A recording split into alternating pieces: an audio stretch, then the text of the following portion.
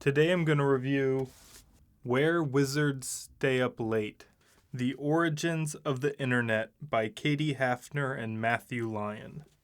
So this book chronicles the history of the internet, and it's the very early history of the technology, not necessarily what the internet became or all the consumer stuff.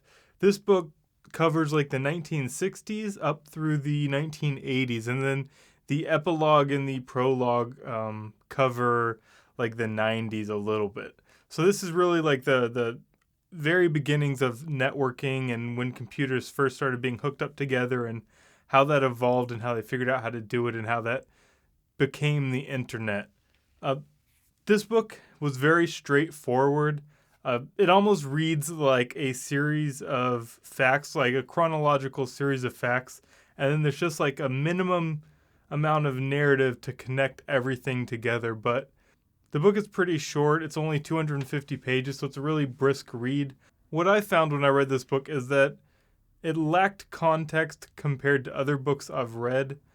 While this book tells the story exactly as it happened and it has all the right people and it does everything well, like it doesn't miss anything or skip stuff, I think the story of early computers, especially the 60s to the 80s, there was so much happening in computers.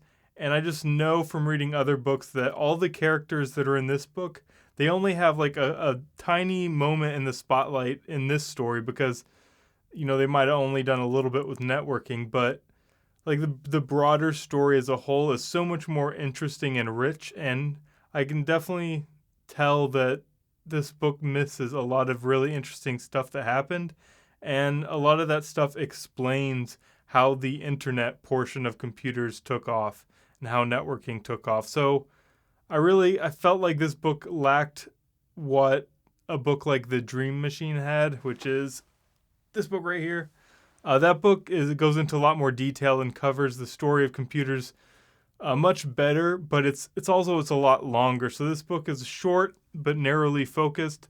But having read this and the other books, I really feel like if you want to read a history of the internet, you should just put in the effort and read the history of computers, because that's really the story that everything is stemming from. Because, networking didn't take off without personal computers and having all these different machines being connected together. And it was all connected and all the funding was coming from the same place. And it's all the same people really that were involved. So I think this book just misses a lot of that context that I really enjoyed in other books.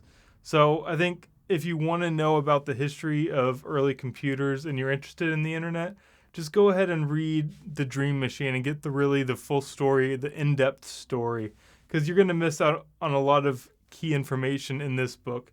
But it's not this book's fault. It's just that this book is focusing on like a very narrow topic, and it's really the broader topic that is really interesting. So that would be my recommendation, but I do think this book has a place on the bookshelf.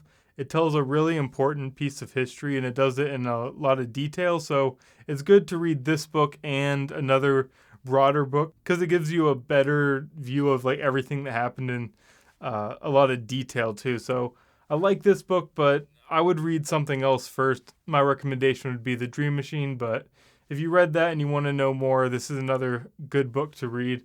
I enjoyed it, but like I said, this wouldn't be the first book I read in the genre. So I hope you guys like this review. I've got more reviews coming soon, so like, subscribe, and hope to see you guys in the next one.